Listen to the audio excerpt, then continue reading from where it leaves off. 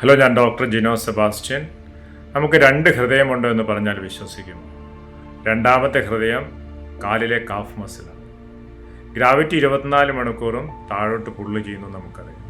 Almost 1.5 മീറ്ററോളം നമ്മുടെ blood pump ചെയ്ത് ഹാർട്ടിലെത്തിക്കുന്നത് നമ്മുടെ കാഫ് മസിലാണ്. സെക്കൻഡ് ഹാർട്ട് എന്നറിയപ്പെടുന്ന കാഫ് മസിൽ നല്ല സ്ട്രോങ് ആണെങ്കിൽ നമ്മുടെ ബ്രെയിൻ ഹെൽത്ത്, നമ്മുടെ ഹാർട്ട് ഹെൽത്ത്, നമ്മുടെ ബാലൻസ് എന്നിവ മെച്ചപ്പെടുന്നതായി കാണിക്കുന്നു. കാലിലെ നീര്, വീക്കം, വെരിക്കോസ് വെയിൻ, രക്തം കട്ടപിടിക്കുക എന്നീ പല പ്രശ്നങ്ങളും നമ്മുടെ കാഫ് മസിൽ വീക്കാവുന്നതുകൊണ്ടുണ്ടാകുന്നു. 1 മണിക്കൂർ ഇരിക്കുമ്പോൾ 50% സർക്കുലേഷൻ കുറയുന്നതായി കാണുന്നു.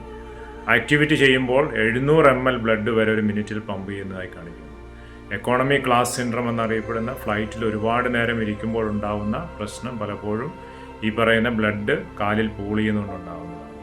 പലപ്പോഴും നമുക്ക് ഇരുന്നു കൊണ്ട് തന്നെ ജസ്റ്റ് നമ്മുടെ ഹീല് കുറച്ച് നേരം ലിഫ്റ്റ് ചെയ്ത് പിടിക്കുക, നമ്മുടെ ടോ കുറച്ച് നേരം ലിഫ്റ്റ് ചെയ്ത് പിടിക്കുക, അല്ലെങ്കിൽ ഇരിക്കുന്ന സ്ഥലത്ത് നിന്ന് കുറച്ച് നേരം എണീറ്റ് നടക്കുക എന്നിങ്ങനെ ശ്രദ്ധിച്ചാൽ തന്നെ നമ്മുടെ കാഫ് മസിൽ നമുക്ക് സ്ട്രോങ് ആക്കാൻ പറ്റും.